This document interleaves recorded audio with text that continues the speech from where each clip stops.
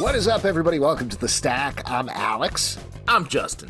I'm Pete. And this is our first comic book review stack of 2024. The comics are fresh, and so are we. So are we. We got new opinions. We feel differently about things. Our resolution is to come at things in a different way. So instead, we're going to shit on absolutely everything. That's what I'm talking about.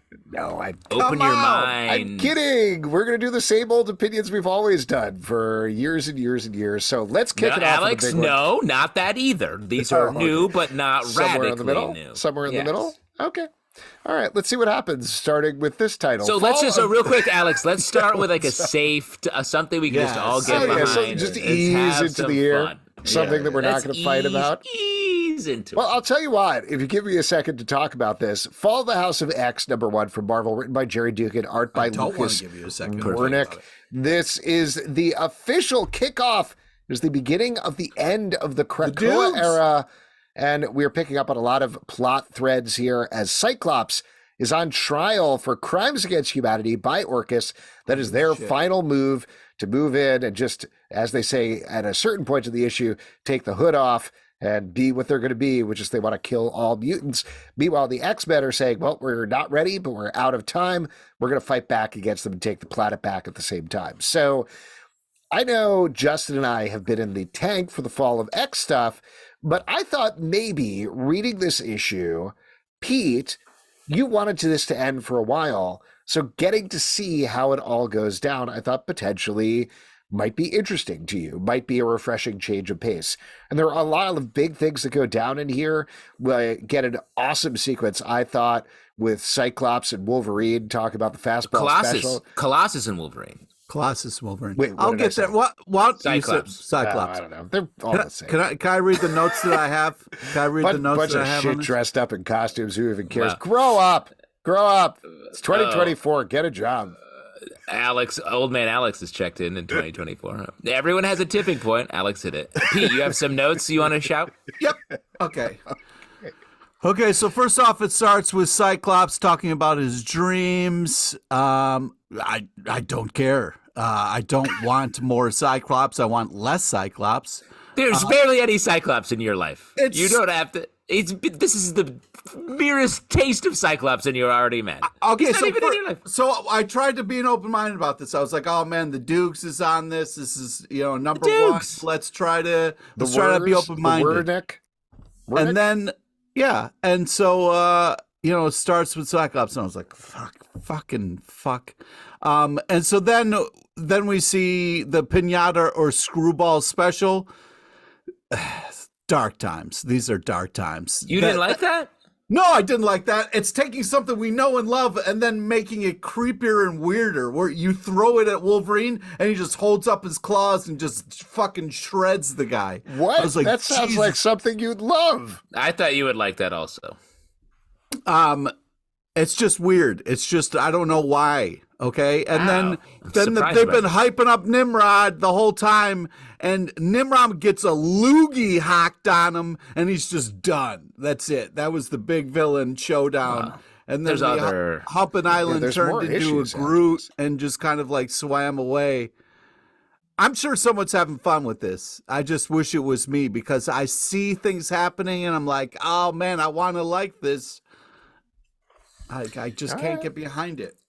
It's nice to hear that you want to like it. That's the first step toward liking something, and great step forward for Pete in this the year of our Lord Cyclops 2024. I enjoyed this.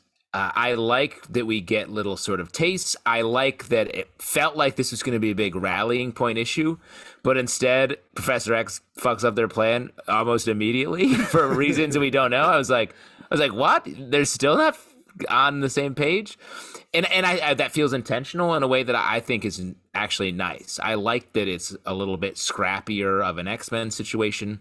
I like Cyclops taking more center stage, dropping some philosophy here, and being able to sort of. I like the choices that were made here. I won't spoil them. I agree. The Screwball special, I was like, this is quite dark, but I thought that's what you would like about it, Pete. But maybe that's meant to be a comment on the place the X-Men are at, though we're up against the wall. Well, you've been talking a lot, Justin, about there being a lack of central point to the X-Men books. I know I've said several other books I've felt that, but this is definitely, okay, here we go. This is like if they've been pushing the ball up the hill the entire time, Sisyphus style, they've finally gotten to that mountain peak and it's starting to roll down here. And you really can, to your point, feel that in the issue. They have multiple conversations where they're like, we're not ready. We are not ready for this fight. We got to do it anyway. You do, like you said, you have that great thing with Professor X screwing it up again, which they don't know what's going on. But you also have Kitty Pryde smiling, which we haven't seen at least in a couple of months, which I thought was great. Being like, oh, here we go, we're having fun. That's why you liked it. No, I liked a lot of different parts of this. It did feel like classic X-Men to me. Kitty smiles at Alex. Smiles the whole world. Yeah, she was smiling directly at me, I believe. Exactly. You lit up like a fucking Christmas tree. I did. What a nice week for me. And then she looked at me and said, I love you, Alex. Leave your wife for me. And I was like, well, it's a new You're like, I can't. Oh, no. But you're two-dimensional and I'm three-dimensional. Yeah. How could this ever work? Make me intangible and let's run away from it all. Yeah. You say. No, I liked that this felt like classic X-Men to me, down to the shout-outs to the trial of Magneto in Paris. I think that was X-Men 200. I remember that very distinctly, that whole plot line. I thought that was good. I thought this was a really good Cyclops in here. I liked the speech that he had. I liked the goodbye that he had. I think there's every chance that he is going to die here. The line that he says to one of the doctors from Orcus, one of the people from Orcus who's imprisoning him, when they say, hey, somebody's here to see you. And he says, oh, is it a funny, powerful redhead with sharp knives floating around her? Great line. Very fun. Really well written, very funny for such a dire situation. Agree. And really great art throughout as well. So I'm excited about this closing event. Wait, you think Cyclops is going to die? I think he needs a huge redemptive moment here. He's been down and out this whole, almost the whole Krakoan era. This is, if you want to speculate wildly for a second, you've got this miniseries, you got the other one that Kieran Gillen is doing, Rise of the Powers of X, that takes place 10 years later after they lost. I think there's got to be some sort of soft reset, if you want to call it that. Like, not the killing Moira hard reset, because that would reset the entire timeline, but there's going to be something that's going to reset the situation. And I think when you have a reset, you can do things like, oh, you think they're going to save Cyclops? Nope, he is literally hung in the town square or something like that. And dies. That's dark. That's much darker than I think. I think we're going to get that. I think we're going to see. You think over the they're going to pinata special him? I think they are. Absolutely. You're going to do that next time you see a pinata, Pete? Take 3 knives and be like, pinata special. That's what you do. Throw the pinata at me. I want to go to a party and have Pete be like, throw that pinata at me. And all the kids be like, what are you doing, you 2 old weirdos? And they're like, don't you worry. Pete holds up 3 plastic knives. 3 plastic knives and tosses them a copy of Fall of House of X #1. It's like, there's your explanation. And just so you know, Pete has had plastic grafted to his bones. It's not like Wolverine. It's plastic surgery. Everybody knows that. Yeah. Pete's had plastic surgery. And that's what we're saying. Yeah. Well, clearly you didn't kneel before this comic, but maybe you kneel before Zod, #1 from DC Comics, written by Joe Casey, art by Dan McDaid. The segues even better in 2024. Beautiful. Not yet. This is, of course, he's saying wait for it, Pete. Yeah, wait for it. You got to wait for it. This is spinning off of the Superman books. If you don't know the current continuity of Zod, he is married, however Kryptonians do it, to Ursa. They have a son who's kind of a jerk. He's going to be spinning off into his own series called Sinister Sons. And meanwhile, they have their own planet that has been recognized with sovereignty by the Federation. It's not the Federation of Planets, the United Planets, or whatever they call it in the DC. I think it's called the United Planets. I don't know. Grow up. Come on. So that's what's going on here. But we basically got like sort of a light Game of Thrones situation, I would call it, where it's a lot of palace intrigue and other things going on. But the promise that more is to come as Zod potentially goes hog wild. What do you guys think about this issue? Well, I was like, what the hell is this going to be? And I was pleasantly surprised. I didn't know what to expect, but I feel like they did a great exploration into basically it seemed like a day in the life of Zod here on his in his home world with his family, and I wasn't surprised to see that his son was a real asshole. I thought it might have been fun if it was like his son was like totally opposite, like super caring, bright, just kind of full of sunshine individual. But yeah, I like this a lot more than I thought I was going to. The art's fantastic. I was impressed. I really like the art in this. I was very surprised by the book itself. It's surprisingly day in the life of a guy who's pretty miserable the whole time. He's so mad. Zod, dude. What'd you think? He was like skipping around, being like, woohoo! Well, yeah, I imagine, a lighter side. I imagine that a lot of this book is going to be exactly what his son prods him on. Basically being like, you're not Zod. You're not being Zod right now. You're just running this planet. You're playing it safe. You're supposed to be a conqueror. You're supposed to take over the galaxy. Bureaucracy. And that's the push and pull here that we're going to, I assume, eventually get towards, but I guess we'll see. And you're saying, Alex, don't prod the Zod. Don't prod the Zod. Don't prod the Zod. You don't want to do that. I don't want to say my favorite episode of Seinfeld, but it's definitely top 5. Yeah, that very well could be an episode of Seinfeld. I also think it's funny in here, the Coons. Everyone's wrecking the Coons. Like, why can't they? The alien folks that come down and they're just always getting murdered. They're the Chitauri of the DC universe. Like, let's get these guys a win. Yeah, huh? Totally. They kneel before Coons. There you go. Yeah. Pine and Merrimac, #1 from Image Comics, written by Kyle Starks, art by Fran Galán. This is a new mystery series about 2 detectives who never take on murders and never take on intense cases. They both have some darkness in their past, but do they get sucked into a case they don't want to take? Of course they do by the end. Aw, man. This is, yeah. I was going to say, of all the books we read this week, I was like, Pete is going to love this. This is a over-the-plate Pete rom-com beat book with like some maybe interesting mystery, but just like cute characters hanging out. Did I nail it, Pete? You did, mostly. I didn't like how she treated him, but I really love their story. I love this whole setup. The art was super tight nanners. I feel like this has like a cool tone to it, like a lot of yellows and stuff, which I felt like gave off like a cool vibe. I thought this was like a great kind of setup. Like they did a great job of being like, all right, this is the first issue. This is what the deal is. Buckle up because it's going to be more of this. And I was like, yeah, great. I hope it gets to a little bit better place.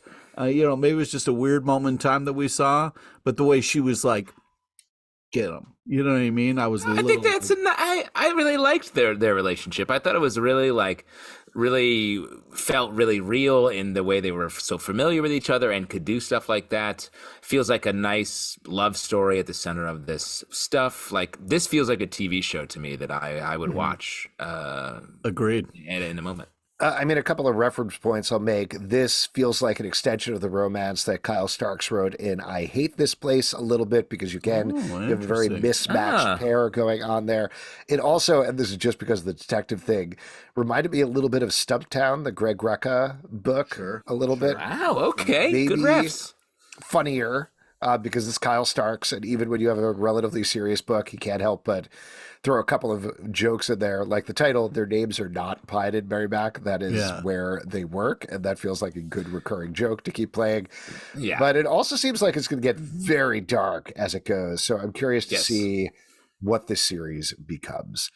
Next up, Vengeance of the Moon Knight, #1 from Marvel, written by Jed MacKay, art by Alessandro Cappuccio. A whole month ago, Moon Knight died. Is he back? Probably. Truth. There you go.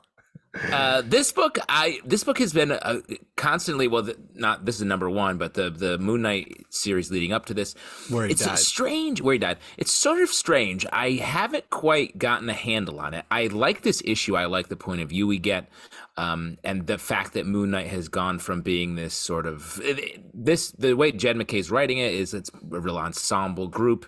There's a couple different Knights of Khonshu and other characters that are part of it, and now Moon Knight feels like the threat. I actually like that idea, a book where the hero is the problem and these people have to solve it.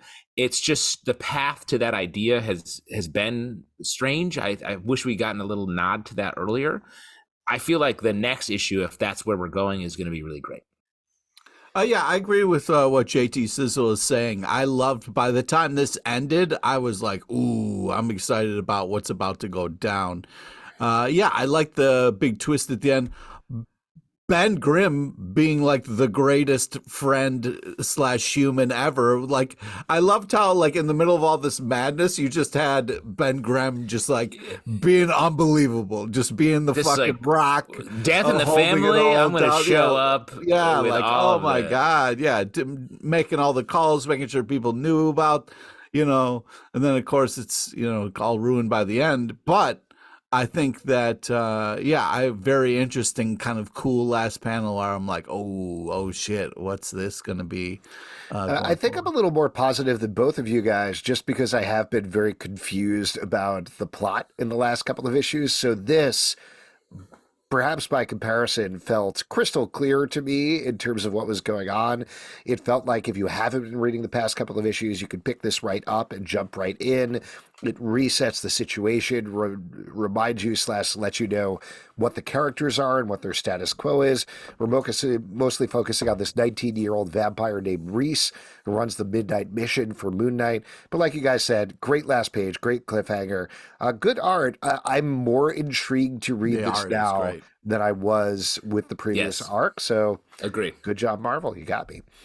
Batman 141 from DC Comics, written by Chip Zdarsky, art by Jorge Jimenez and Dustin Weaver. JJ. Finishing up the Mind Bomb storyline where Batman, a bunch of different things going on, but Batman has found that Batman of Zur-En-Arrh, his secondary personality, has been taken into Failsafe, the not evil technically, but evil robot who hunted him down and stopped him.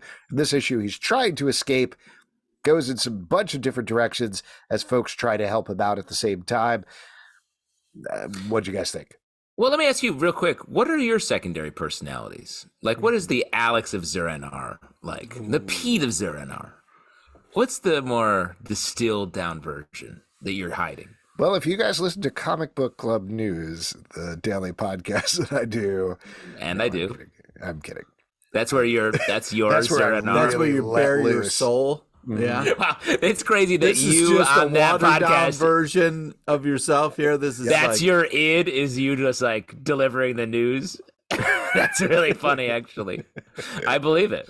Yeah, the distilled Alex is just saying news. Yep. And Pete, the distilled you. I don't know how to answer that.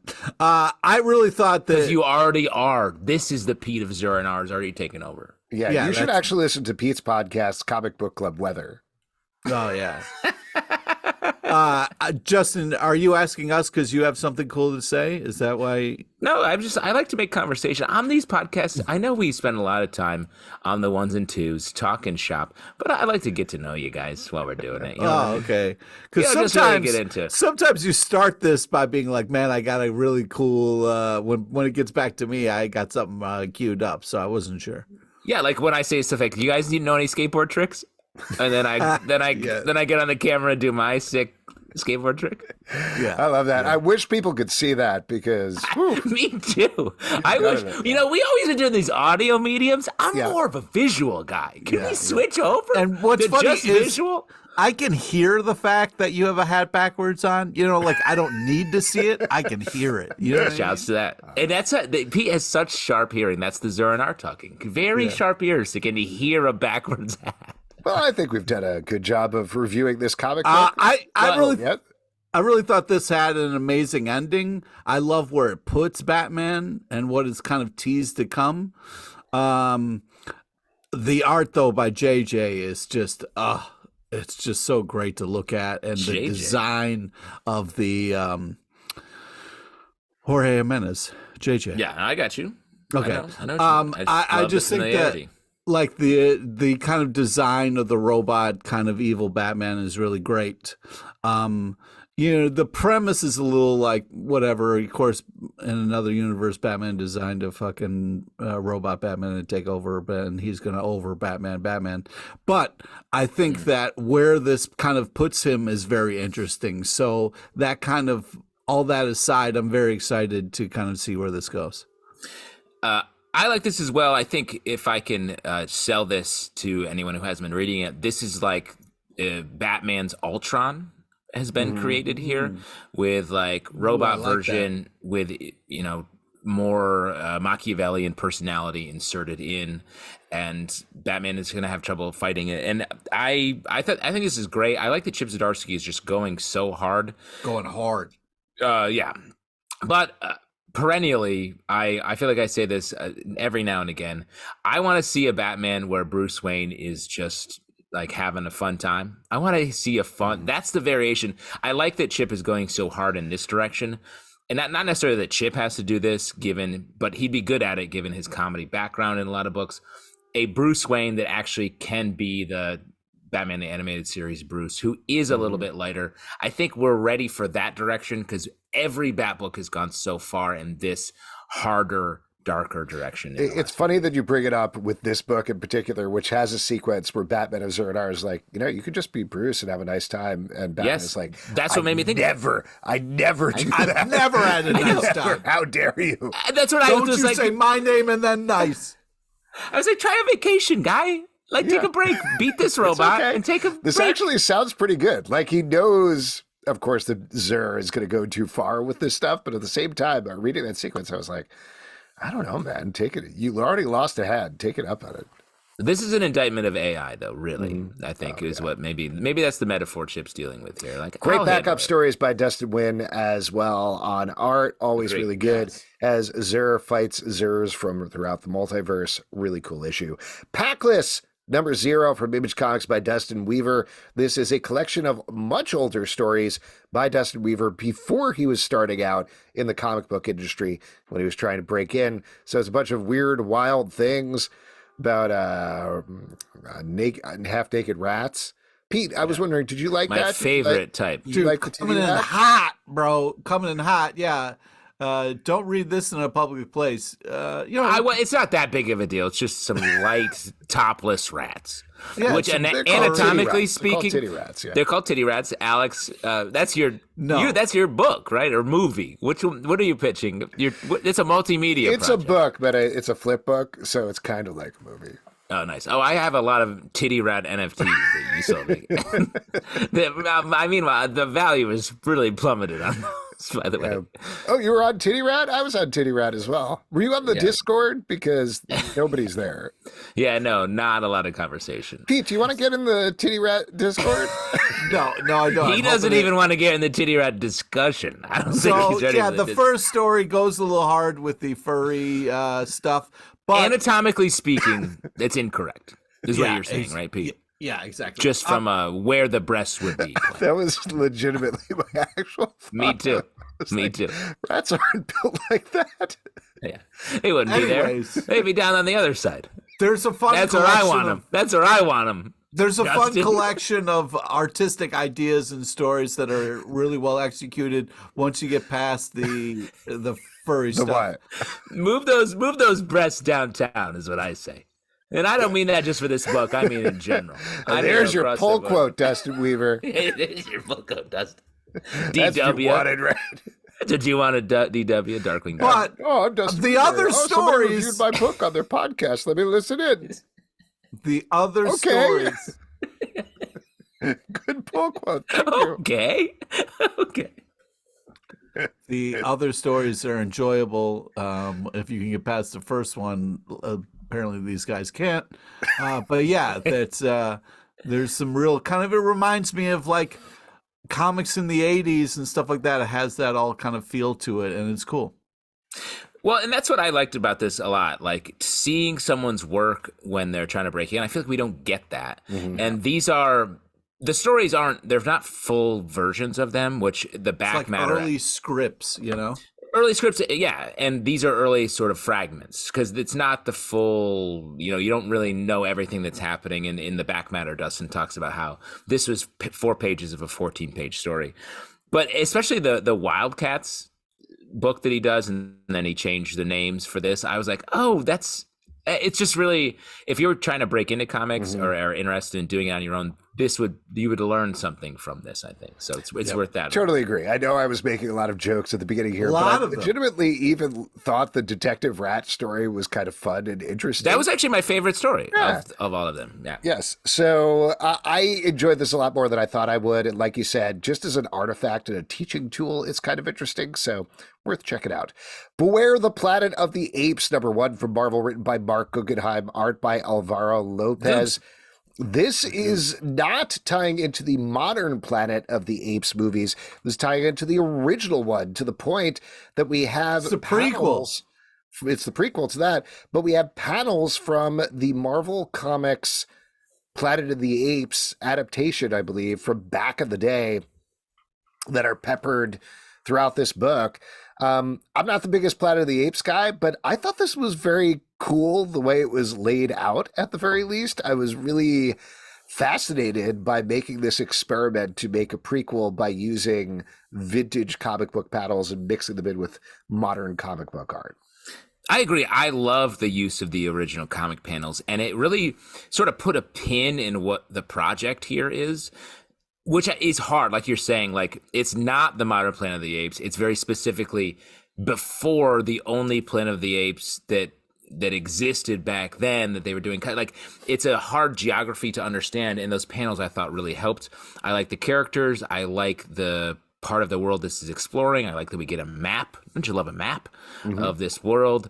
It takes you back. It reminded me of when I was in high school, I read the Planet of the Apes book, and that is not nearly as campy as the movie. It's just a very like over the plate, like literate sci-fi book. And this feels like it's in the vein of that. Yeah, I just feel like this Planet of the Apes is not my bag, but I really love the art choices. I don't know. It kind of all started when someone on my birthday wanted me to go see a fucking shitty movie. No, I just never have been. It just seems so weird. Anyways, no, you don't I like agree that with it's you, Earth. Pete. It's weird. It's a weird concept. It's a very strange concept to be like the apes talk and the humans don't talk. How did that happen? Well, I buy that's not nearly as weird as any other comic in the stack. Yeah. This is much more normal. It's much more clear that it's just the apes and the humans switch places. That's very over the plate. And you're like, too weird. Can't imagine not talking. Some ideas are like, yeah, you're on board, and others, miss me with that shit. I don't know what to tell you, man. But artistically, what they're doing in this, it's amazing looking. It's got such a cool kind of feel to it, and you can really kind of feel the old but new in such a cool way. One last thing I want to say before we move on is I like how these 20th century books, not 20th Century Fox, that's not the name of the company anymore, are starting to enter some sort of experimental phase, I feel like. We got very straight across the board, really good Alien books, really good Predator books, good Planet of the Apes books as well. But this, like we're talking about, even though it has a straightforward Planet of the Apes story, the way that they're laying it out and hitting it is very experimental. I don't know if you guys heard the news, but they're going to be releasing a What If Aliens co-written by Paul Reiser about what if his character survived aliens.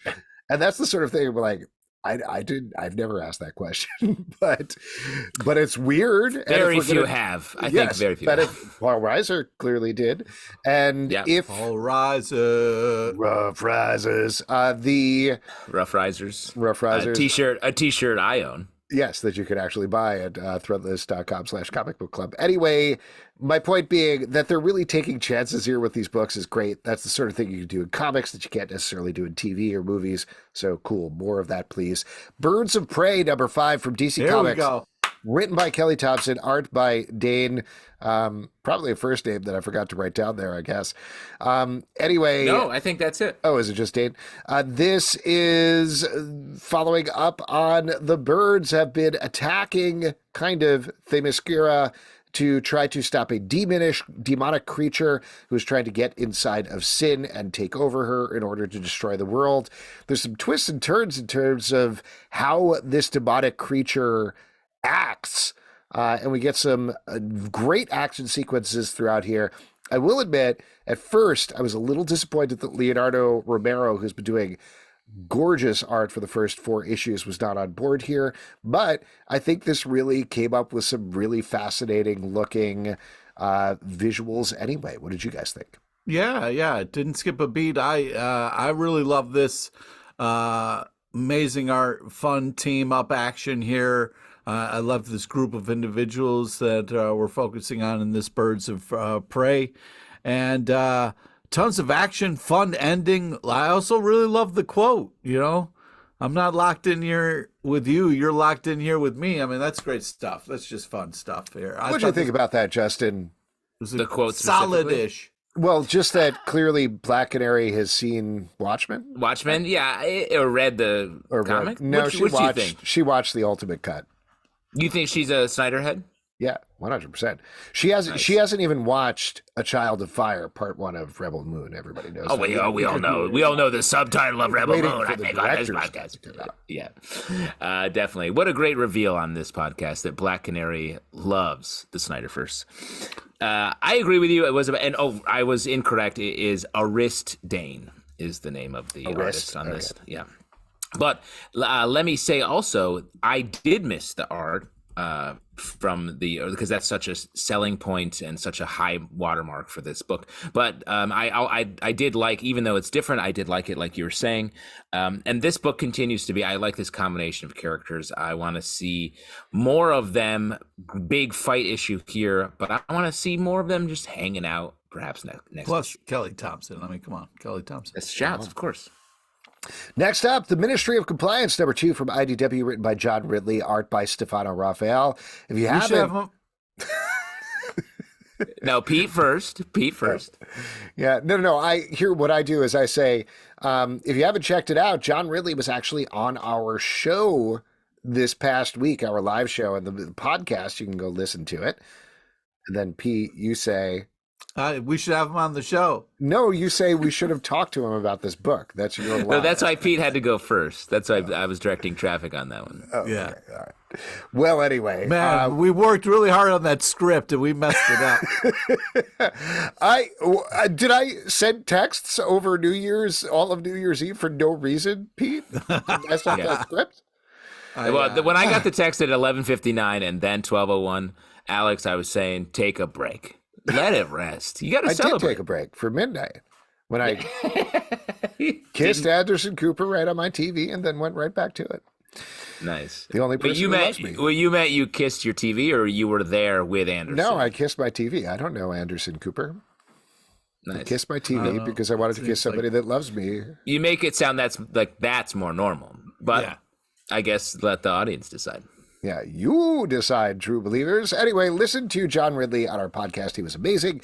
Great chat with him. But regardless of that, I still like this book a whole ton. There's a wild sci-fi premise where aliens have taken over the Earth. There is dissension in their ranks. They may need to leave the Earth, but they've been insidiously getting into every single part of society. One member of this alien race is trying to figure out a massive conspiracy that's trying to take them down and exactly what's going on. There's disgusting sword play that happens throughout, cool ass action sequences. This book is great. Agree completely. I love the world. I love the sort of the philosophical point of view is not what you expect. It's, to use the words that Alex nailed in the interview that John echoed, it's very off kilter in a way. This book goes hard. It's sort of a punch in the neck type book, both with its action and sort of point of view. One of my favorite reads right now. So definitely check it out. Yeah, I love this book. I love all the action. I love the art. And, even though it's kind of like dark and kind of messed up, but, it still has, time to have some fun. It's that old joke, you see a man with no arms. If you, jerk him off, he'll tell you anything. Oh, I love that old joke. I've never heard that. Wait, how's that set up punchline work? That feels just like a philosophy. I didn't write the comic. That was the comic. You wrote that. That's sort of your what Confucius proverb is that from? I don't remember that one. I think it's just along those lines of different jokes that you. And let me ask you, how many times have you encountered that situation? Too many in real life.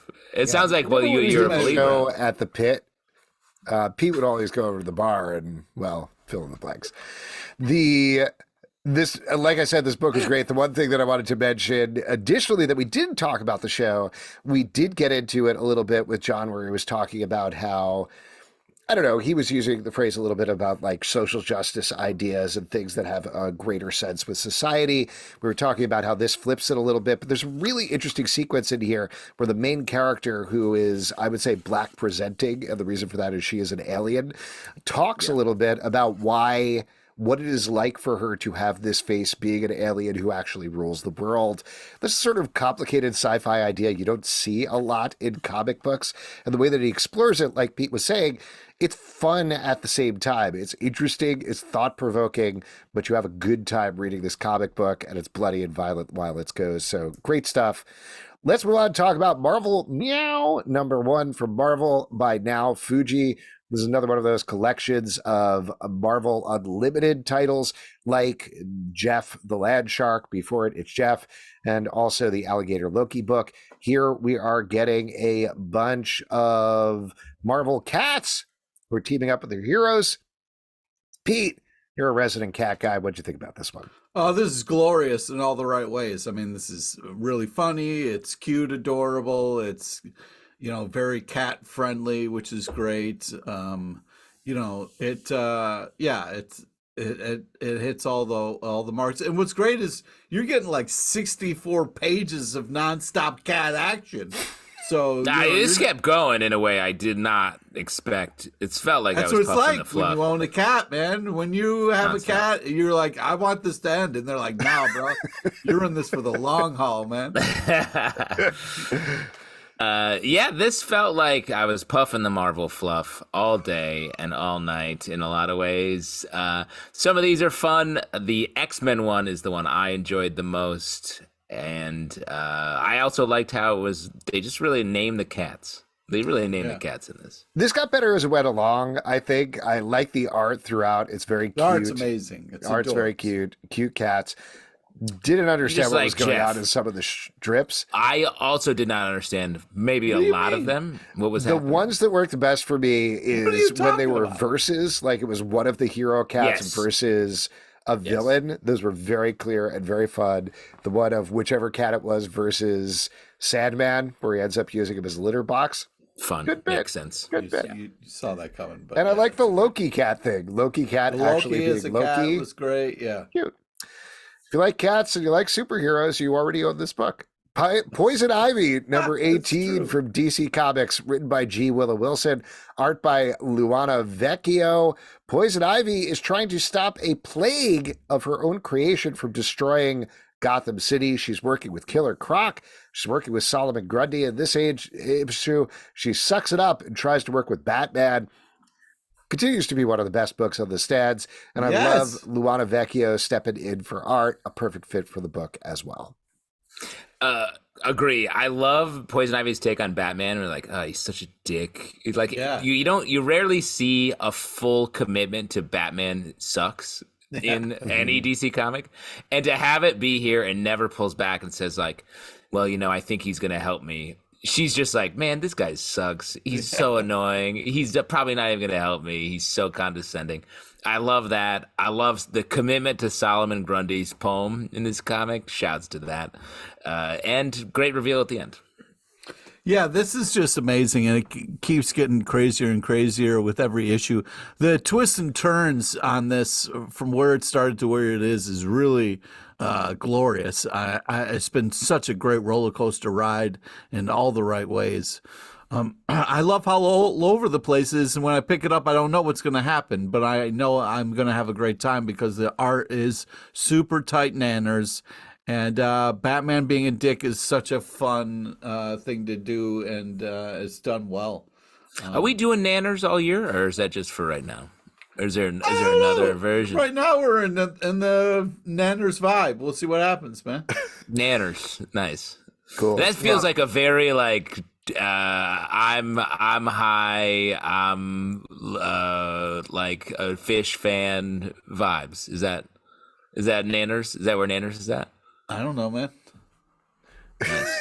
Pete just getting farther and farther away from the microphone. I don't know. You've never seen. You've seen some fish. Yeah, maybe I've seen some fish. What is going on here? Once Upon a Time at the End of the World, number 11 from Boom Studios. It's pronounced Bahish. Written by Jason correct. Aaron, art by Nick Dragotta and Alessandro Cappuccio. We have flipped the story here as Maceo and Mezzi have officially broken up.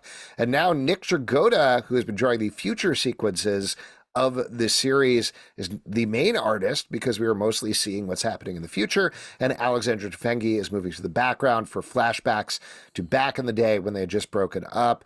As we've been talking about nonstop with this book, one of our top books of last year, this is really delving more into the arc of a relationship. Really curious to see where it lands here. It feels to me a little bit like what happens when you see your old lover again after years, and how does that affect you? I feel like we're entering the final arc here, and I'm curious what the final statement of this book is going to be. Wait. So let me just get this straight. What you're saying is when you saw the X in this comic controlling flame rats that were murdering people, you were like, oh, yeah, this reminds me when I see my X. Mm-hmm. Oh, yeah. Wow. My X controls flame rats. Mm-hmm. My X is a lot of them. Wow. That's you guys got a lot going on. All my X's, flame rat to Texas. Okay. Right. Yeah, this is punching above its weight class in such a glorious way, and I mean by that is this post-APOC love story that is real, like it's insane and all over the place, but it's also there's a realness to this love story and the kind of ups and downs of it that you can really feel, which is really interesting, and all this kind of madness. So kudos to the writing and the art. It's just it's an insane story that's told really well, and I'm all for it. I agree. I love this book. I think the central metaphor is so smartly done and unspooled in a way that keeps catching me off guard.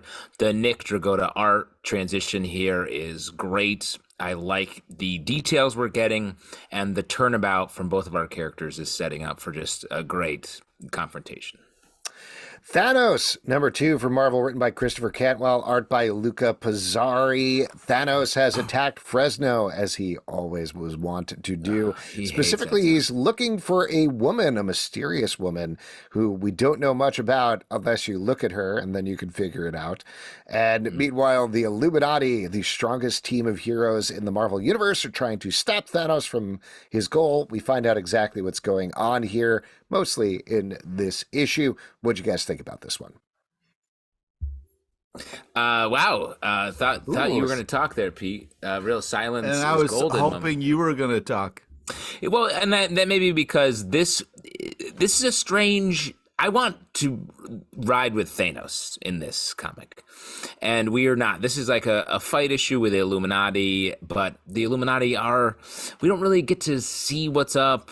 Thanos feels like not super powerful in this in a way that I wish was different. I hope in the next issue we can maybe flip and get his understanding of it, because there's sort of a reveal coming in the next issue, but if the reveal is just he's obsessed with death and he thinks this woman is death, or maybe she is death, okay, well, I think we're ahead of that a little bit, and I just want to know the emotionality behind it going into it. Yeah, I agree with what the Sis is saying there. In this issue, we have Thanos out here just stealing women, and you can't really do that, so it's a little weird. So, yeah. I think one of the Infinity Gems does that. Oh, well, that's not a good gem. That's a bad gem. Yeah, it's a bad gem. Then we should get rid of that gem. I just think that, I know there's something else happening right here, but right now it feels a little creepy and weird. So, yeah, I want to move past that. The series is very goofy, which I was not expecting. There's a lot of jokes about Thanos on his chair, and he's riding in a tiny car at one point, which is hilarious, I guess. And when he's in the car, it's weird. Like the metal is shaped around him. He looks like a toy. Yeah. He looks like Thanos, like a infant's toy of Thanos in a. So I guess I don't know what I was expecting from the series, but this is not it. I don't mind it. It's just a very different tone that I would think would come from a series and the story that they're telling here. But there you go. Shazam, number 7 from DC Comics, written by Mark Waid, art by Goran Sudzuka. In this issue, Shazam is first fighting a bizarro Shazam and then bonding with his Shazamily, would you say, Justin? I would call him that, Shazamily. Before he ends up battling Black Adam over a misunderstanding involving space dinosaurs, among other things. What did you guys think about this one? Well, love the art. I felt like this was another fun-ish, great action story. I thought the Black Adam fight was epic. I love how the art has kind of this old school feel for it. And then fun with dinosaurs. This was just seemed like Mark Waid was having a good time. A lot of dinosaurs here. It feels like Mark Waid currently really is happy about the idea that these dinosaurs are into paperwork. That is fun. It feels like the last arc before this had so much juice to it, and this feels like it's turned down just a little bit. So I'm hoping it gets to turn back up going forward. Yeah, there's nothing worse is when the juice gets turned down. The juice is running. I love when the juice is up. Well, when you do that, you know what you got to do is Drive Like Hell, number 3 from Dark Horse Comics, written by Rich Douek, art by Alex Cormack. Is that better? Are we back on track now, Pete, with the segues? I mean, we're so I wish back. you wouldn't have called it out, but yeah, I guess we're so back. We're so back. This is about a demonic car, and we find out why a bunch of demons are chasing it. Turns out Gabriel's horn is in the back, or rather, both of them, I guess. I don't know. He's got his business horn and his pleasure horn. Business horn in the front. Show horn. The business horn's in the back, and the party horn's in the front is what he's got. If you meet a no-armed man and grabbed his business horn, then you're in good shape. That's what it is, right, Pete? That's right. You play a man's horn, he'll tell you what you need. Man, that is the most uncle energy I've ever heard on this podcast, is what you just said.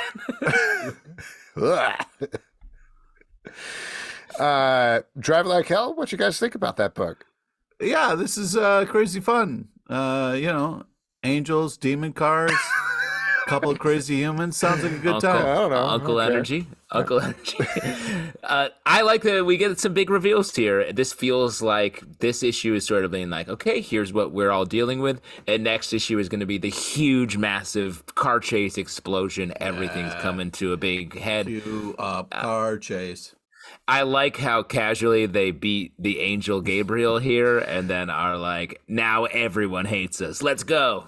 Yeah, it's not exactly the same thing, but this issue in particular gave me a little bit of Preacher energy off of it. Yes, great call. Great call. Exactly what they did to that angel. I'm having a lot of fun reading this book. They take a break off the road here, but like you said, I think it's going to be car chase action next issue. Definitely check it out. And also check out our interview with Rich Douek from a couple of live shows back. We talked to him about the book. Fantastic Four, number 15 from Marvel. Written by Ryan North, art by Ivan Fiorello. The Fantastic Four sent away all their kids in the Baxter building a year earlier to try to keep them safe after circumstances too complicated to explain.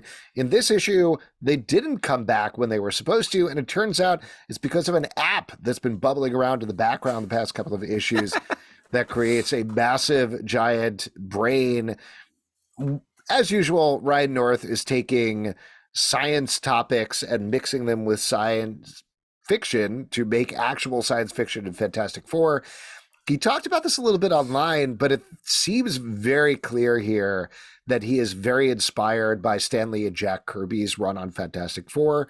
And I love that. I think I talked about this in the last issue as well.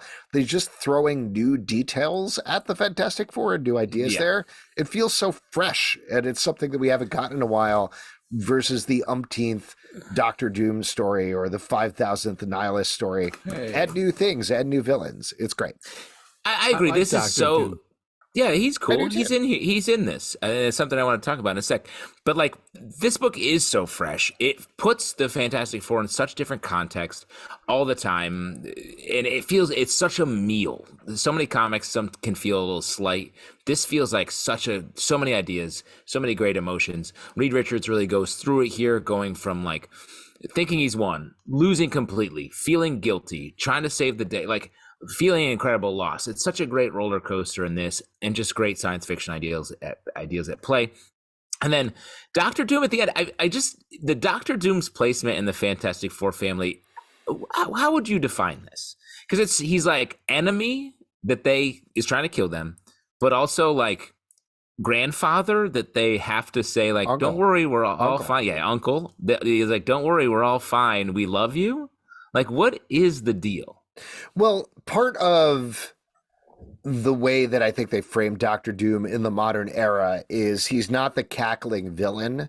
He just thinks he can do everything better than Reed, and he knows the right thing for the universe. I don't know that it started there, but definitely Jonathan Hickman's take on Doom and his relationship with Valeria really pushed it in that direction, I think.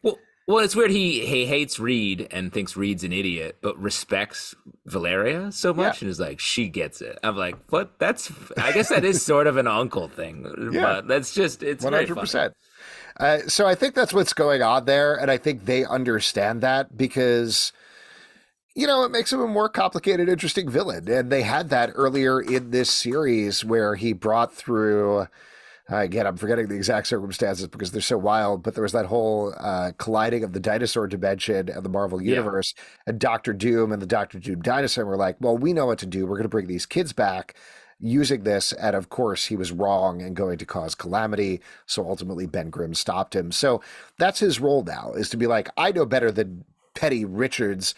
And then he doesn't really. He's going to make the situation worse. Yeah. Yeah, I thought it had a cute ending. You just don't like Reed Richards. You don't like your things. What about a Reed Richards Cyclops team-up book? Would you read that, Pete? Those guys. I'd rather shoot myself in the foot. It's a Reed Richards Cyclops team-up book called Pinata Special. What do you think that? Ooh, yeah. Ooh. Well, Pete, let me say, back in the Meow book, did you like when Cyclops shot the laser beam and the cat was chasing it? I was like, that's the best thing you've ever done, Cyclops. There you go. You got a win in there. So you loved him in that moment. Yeah. Titans Beast World Tour Atlantis #1 from DC Comics, by Cena Grace, Frank Thierry, and Megan Fitzmartin. Art by Riccardo Federici, Valentin Delandro, and M.L. Sanapo. Beasts have taken over the DC universe, and now we're finding out about sea beasts. Underwater beasts. Pete, you must have loved this because you love being under the sea. Let's talk about it, Pete. All right, great. So, yeah, I mean, first off, the art style. I mean, this is so cool. I love how it starts. It pulls you in. It's so fantastic. Crazy-ish. Really loved all the twists and turns. Cool other stories as well in this issue. I just feel like this really, you got a lot of bang for your buck here. And it was kind of we're getting more and more in as this kind of beast kind of takeover is going on. The story's unfolding in a cool way. Would you say that the art is super tight sea cucumbers? No, I wouldn't. I would say it was super tight nanners. Oh, is there some sort of underwater banana? Because I would say sea cucumber. That's pretty close when it comes to underwater bananas. Yep. Well, we'll look into that. Justin, what did you think? Well, let's talk to our research about the underwater nanners situation. I just call it a situation because that's what we're in at this point. I wish, I know I said this about the X-Men books, but this Beast World event, I feel I need the main story. Because I feel like we're just off in we've been off in so many side places that I'm like, wait for it, bro. You got to wait for it. Yeah, but I'm like, so what does it mean that Mira's sort of seahorse adjacent animal? Like, I'm like, what is all this? We're getting little fragments, but like, what's the fight? Is everyone just losing? Everyone's just beasts? Because it feels like we just see people transform. Everyone's like, oh no. And then that's then the story ends. It's a bunch of weird green starfishes that came out of Gar Logan's body flying in and out of people's mouths over and over again. And that I like that, though. I love the first issue of this. And I just feel like it's a strange structure for an event. It has me longing for your classic Infinity Gauntlet 6-issue main story and you gotta read this one and then a couple other side ones that'll give you a little bit more of the story, but then it's going to come back and then you'll get more. But then I don't even mind. It's not about the volume of books. I don't mind many. It's more I want the main story and then all the other satellite comics I will read. But give me the main story so I know what's happening. I feel like now the way crossovers work, it's like Alpha Book. This bad thing's happening. And then 50 books where it's like, here's a little fragment. And then like months later, we get back to Omega. Here's how it worked out. I'm like, this isn't a crossover. This is like a random like scattershot event. And I want the spine. I did really like the art in this book, to Pete's point. Valentine Delandro in particular is one of my favorites, so very happy to see that. I do think, to your point you're making, Justin, it's a little non-specific how these spores work. Like the fact that Black Manta was like, I'm a gigantic manta ray monster. Yes, it very makes cool. Sense. Very cool, but does not line up with anything else that is happening in any of these Everyone books. It's a small monster. Yeah. It feels relatively uncoordinated, this event, and I like the pieces, but to your point that you're saying, I don't feel like it's cohering into a whole. Maybe it's how evil you are, and that's how big you get. I guess. Ooh, that's cool. Maybe. I wish that was true in reality. Like Hitler would have been very large. Because then you could see him coming. You'd be like, that guy's evil. That guy's so That's the evil. problem with Hitler. Okay. No, I'm just a painter. I'm just a painter. No, you're not. You are not just a painter. You are 70 feet tall. You're too big to be nice. You fuck. You're too big to be nice. You fuck. You piece of shit. Are you saying that the Shaq is an asshole? Is that what you're saying? I guess I just know. You're saying, I wish we lived on that world. Right. Wish we lived on the world. It feels like it would put us nice people at a disadvantage, though, if all the evil people were gigantic. We could run around underneath. If you were super nice, you could fit between their toes. He's so tiny. Oh, you're also tiny. Oh, okay. If you're nice, you're so The Midnight Show, number 4 from Dark Horse Comics, written by Cullen Bunn, art by Brian Hurt. This is the final issue of this story that is about a bunch of, not exactly Universal movie monsters, but basically that, who came out of a film mashup experiment. They are murdering people in a small town, and one of them wants to become the god of monsters of the title of the film. This has been a bloody delight. I can't believe it's still coming out in January. Feels inappropriate for an October Halloween book, but at the same time, having Makes sense. October, November, December, January. Yeah, I know a month's work. But anyway, my point being, I really love this book. Super fun. Great art from Brian Hurt. Really good horror premise. It's kind of weird that you have to do the months on your fingers, Justin. That's how you keep track. Yeah. Oh, yeah? What do you just think all the months? That's February. Right. February.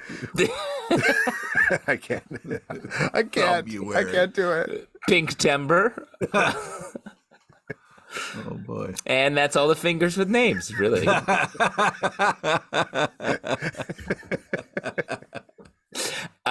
This book is I've also really enjoyed this. I think I called that our Van Helsing was going to be take a turn in this issue.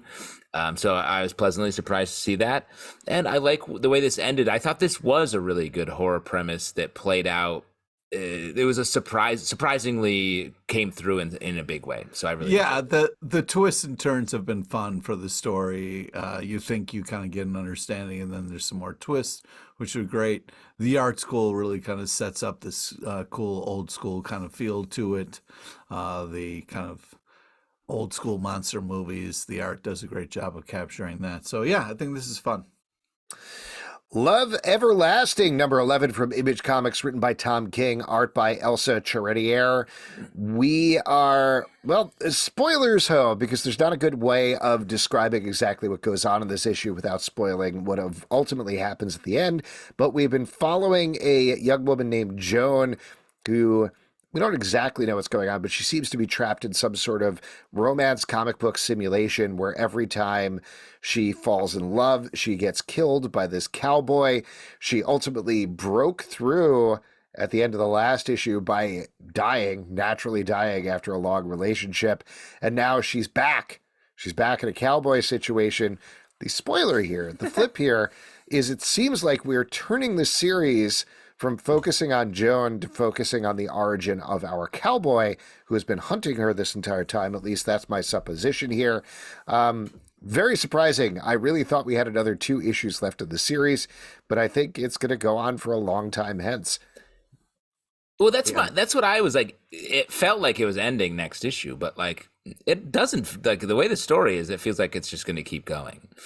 And that's really exciting because who knows where this could go. This has been such a fun read each week.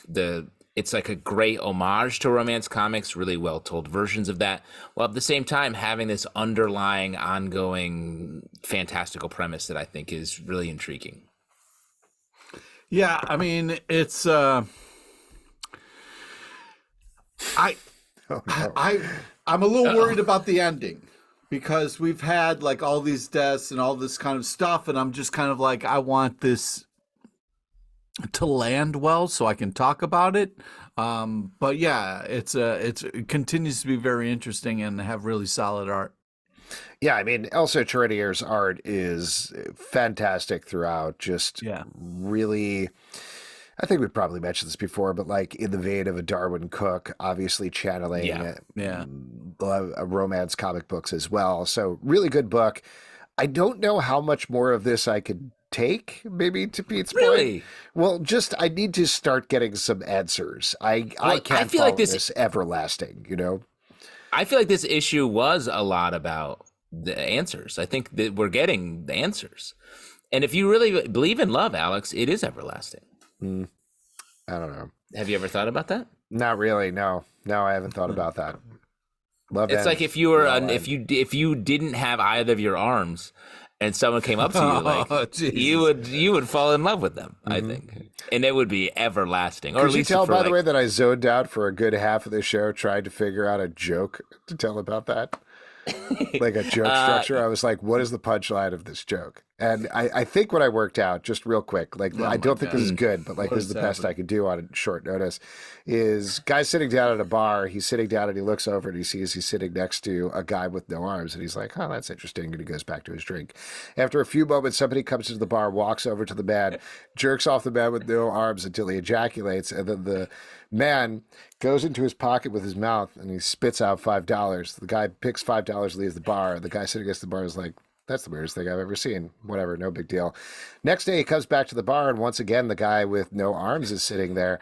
A third man walks in, jerks the guy off until he ejaculates, and then the man with no arms goes. You can just say jerks him off. We don't need the finish. No, it's important. It is important. He does, though. And Pete, it's important. It's important. The guy needs to finish. That's the whole thing. We'll get to it in a second. Spits out $5. And then he leaves the bar. Third day, guy sitting in the bar with a drink, like he's sort of avidly looking at the guy who's sitting next to him. He's like, oh man, what's going to happen? I really want to see this. This is kind of a really amazing feat that they're doing over here. I really love it. No pun intended. And he just waits and waits. And the guy with no arms is just sitting there and he's waiting. And finally the hour is getting late. And the man with no arms gets up off of his stool and starts to walk out. And the guy who's been sitting at the bar is like, hey, I'm sorry to interrupt you. I'm sorry to talk to you like this, but every day I've been sitting here and a man comes in, jerks you off until you ejaculate. And then you go into your pocket, you pull out $5 and spit it out. Where is he? And the man with no arm says, oh, he quit his hand job. Anyway, wow. That's the best I could do. That is crazy that you were thinking about that the whole time. The entire time, like 10 books in a row. I know you've been sitting in silence. We've been sitting in silence for 30 minutes. Yeah. Pete, remember, you started this. I didn't. Thank you. You Time did. Traveler Tales number 2. Oh, Time Traveler Tales number 2 from Dark Horse Comics, written by David Scheidt, art by Kelly and Nicole Matthews. We are following an all ages series. I mean, this is an all ages series. He quit his hand job. Ooh, I like when you shout it. You liked it. You're going to tell this. You're going to tell this joke, Pete. You absolutely are. You're going to wake up your nephews. I will say real quick, one last thing on it. Pete, you literally walked in here and was like, yeah, it's a guy with no arms who's getting jerked off all the time. and Alex is trying to fix it for you. So, I think you should give him a little bit of love for that. You should give him a virtual hand job. He didn't need to say till completion. It would have been fine if I believe he said ejaculation, but yes, it's an important part of the writing. It's not an important part of the writing. I was trying to help him with that. Yeah, it's worth it for the writing alone. To help each other. That's the important part. That's the lesson. That's the philosophy of this whole joke. Is we're all trying to help each other, especially if you don't have any arms. And in the kingdom of no armed men, the man with a hand job is king. Oh boy. Anyway, time traveler tales. Time traveler falls into the Little Rascals. I wonder how many listeners we lost today. I love that we're talking about the most all ages book of all, leading into coming out of this conversation. This book doesn't make sense, and I don't understand it. What are you talking about? It makes a ton of sense. It's about adorable young love, and it's very cute. That part's fine, but this kid shows up and is like, where's this pocket watch that teleports me through time? And everyone's like, we don't know. Oh, yes, there's a man who has all of the watches. And then they all go there. And then he's like, all right, here I go off into time. I was like, what is this? I agree with you. I like the whole Little Rascals pulling a heist type situation in order to get two girls together who are in love with each other. The dad's like, oh, honey, I love that. Hooray. Very sweet. Inclusive, very sweet. Yep. But the time traveler part makes no sense whatsoever. In the first issue, I was also like, what? This doesn't make any sense. And when the guy was on a farm or whatever, and they're like, what's a watch? And they find one, and then he leaves. I was like, this is very light. Yeah, but think about that. If you saw someone pick up a watch, you're going to work your whole life so you can buy that watch, so you can disappear places. You know what I mean? There you go. This is Pete's favorite book of the week. Captain America #5 from Marvel, written by J. Michael Straczynski, art by great way to sell watches. Lon Medina. Captain America, over 2 time periods, is fighting against different villains in the present. There is a demon who essentially wants to eradicate him from history so that he can stop doing good things. And back in the day, young Steve Rogers, pre-Super Soldier Serum, is fighting against none other than Baron Zemo, who's in New York at the very real Nazi rally that happened at Madison Square Garden in 1939. Real black mark on New York and American history. But he gets involved in that and has to stop him. So lots of stuff going on here. What do you guys think? I have some thoughts, but I'm curious to hear what you guys thought. Interesting. Yeah, you go. I'm curious. Okay. I really like the series at the start. Mm-hmm. I still really like Lon Medina's art. It's just so nice and clean throughout. It feels very iconic and old school. There are way too many jokes in the present. It is nonstop. Well, that's what I was going to highlight, this Doctor Strange doll thing. I was like, honestly, I think it's pretty funny. Sure. But it's just such a tonal mismatch to everything else that's happening. Yes. Yeah, that is my big problem. It's the jokes are good, but this is a pretty serious situation that we've been treating pretty seriously.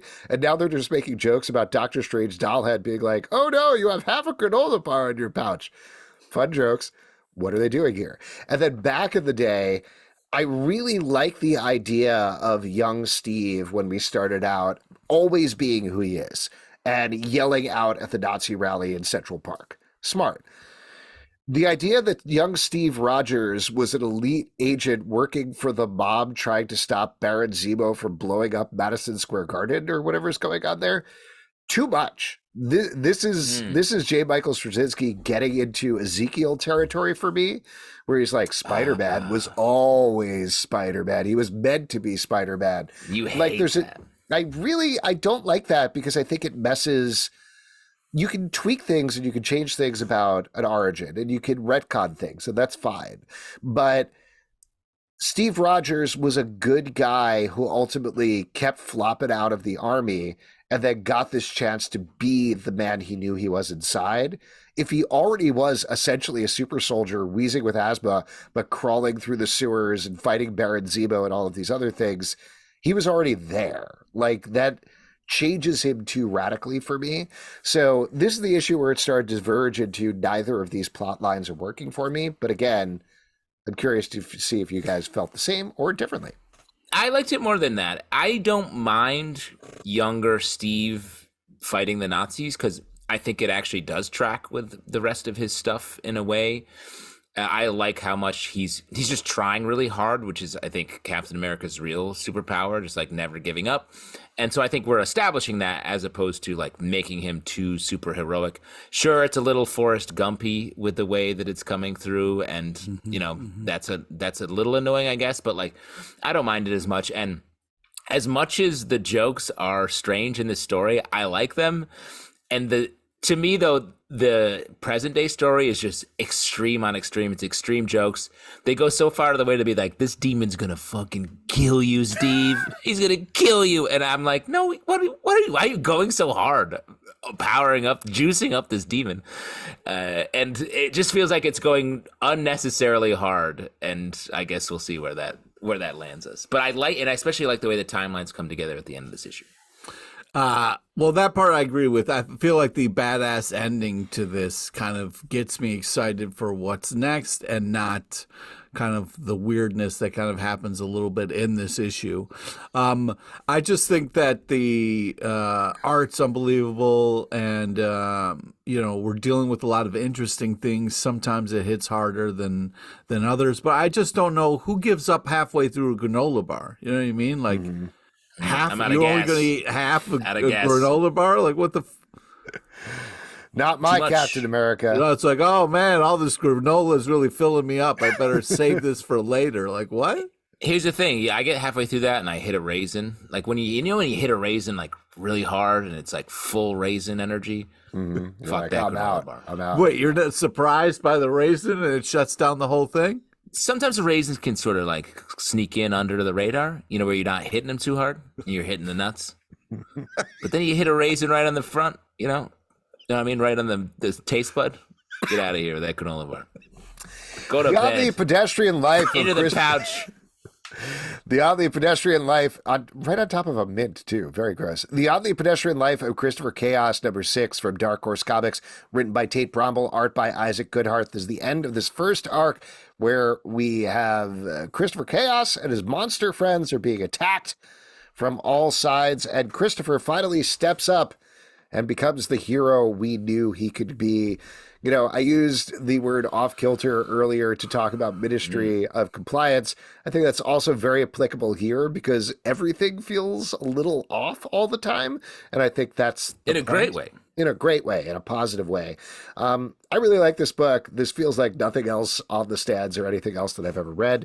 I'm excited to see that it is continuing past this issue.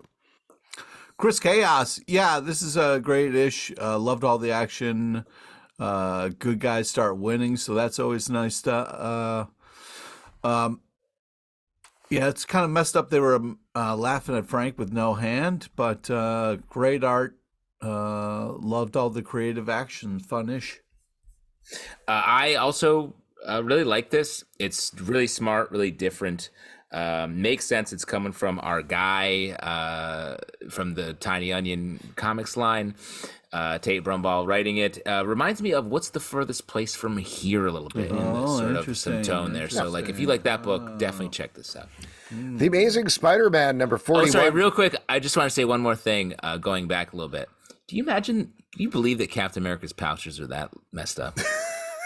Like he's stuffing mints in there? Mm-hmm. Is it like a... He's an old man. He probably has like Werthers in at least 5 of those. Oh, he's got coins. He's got coins in with his granola Subway bars. tokens. He's like, can you still use these? And someone's like, hey man, can I borrow $1? And he's like, which pouch does all that in? Like he's more organized than that. He's all over the place, man. Half a granola bar, a mint, Doctor Strange's head.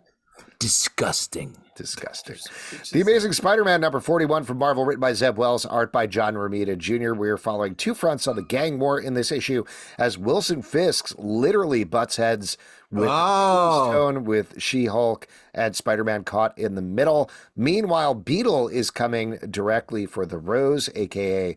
Wilson Fisk's son, and with some twists, potentially, in both of these fights. We have been enjoying Amazing Spider-Man for the first time in a long time. I think all three of us. Did that continue in this issue? Pete? Yeah. So I love this comic. Right. I really felt like, this did a great job of kind of like really grabbing the reader. I felt like there was when this started and you got all these superheroes and villains like jammed in this small room, it's kind of like this, oh shit, what's about to go down? I love the tension of that, and really just set up this big giant fight, which was really awesome. I felt like it was kind of hilarious the way the fight ended, though, where Fisk just got a phone call and he's like, hold on, I have to take this call. And everybody's like, oh, okay. Stop? Like, if you're in the middle of a fight with somebody, you don't stop because the other person got a phone call. You keep fighting. But other than that, Romita Jr.'s art's just unbelievable, and this is just kind of fun, all action, not dealing with the other madness. So I'm happy about this. I agree. This is great, classic Spider-Man. Spider-Man gets to be quippy, not a ton of like. Awesome in this. Kingpin's so good in it. The Tombstone stuff is great. It's just really firing on all cylinders, like you're saying.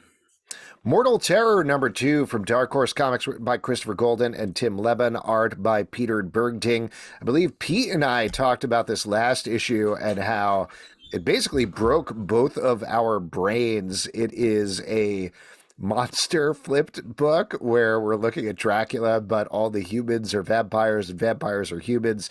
It's all opposite in terms of how it works. Pete, did it break your brain again in this issue, or is your brain okay? Well, it got a little weird, but I think fun last panel. The whole like sucking blood, but then being like, no, not too much. That whole thing got a little weird. But other than that, I felt like it was cool. I didn't feel too lost. It's definitely a weird but interesting story. I really like this. I think it's, I like the flip. I like the way the depth of the world is really nice. It's a great premise that I haven't really seen before. I wish the title was a little more distinct because it just sounds like another horror book. And I get there's a pun there with Mortal Terror, but like it just feels like if the title was a little poppier, I think this book would just be a banger.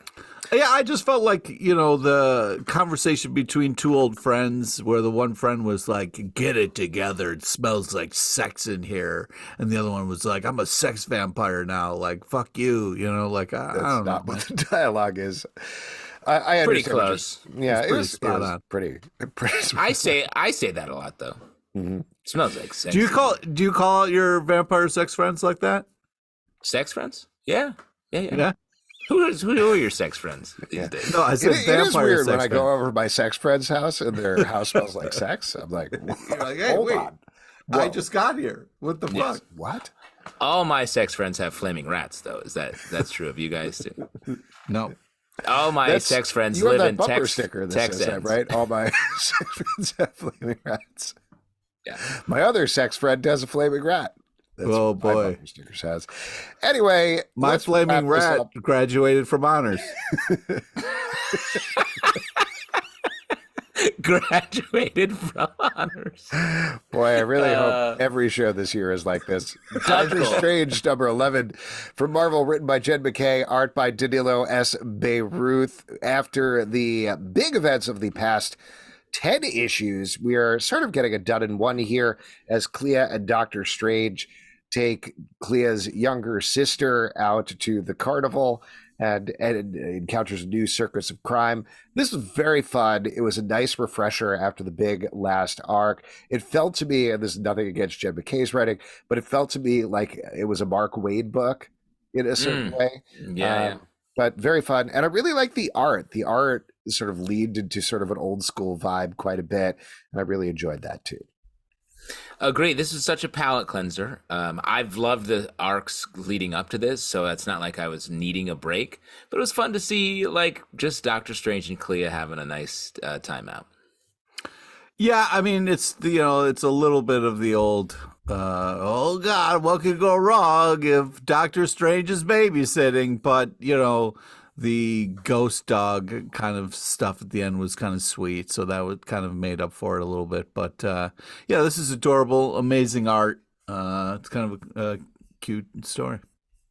There you go, and that is it for the first stack of 2024. Oh, yeah, they had some fun henchman names. You had Chief Beef and Jim Nasty.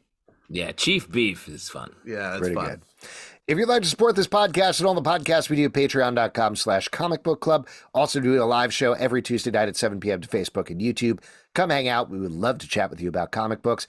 Apple, Spotify, Android, or the app of your choice to subscribe, listen, and follow the show at Comic Book Live on Twitter/X, Comic Book Club Live on TikTok and Instagram, comicbookclublive.com for this podcast and many more. Until next time, we'll see you at the Comic Workshop. Bye. Chief Beef is the name I say when I go to the bar to jack off a no-armed man. I knew it. Hey. I do. I can see it in your face. Yeah. Don't quit your head job. Oh, don't quit your head job. Oh, boy.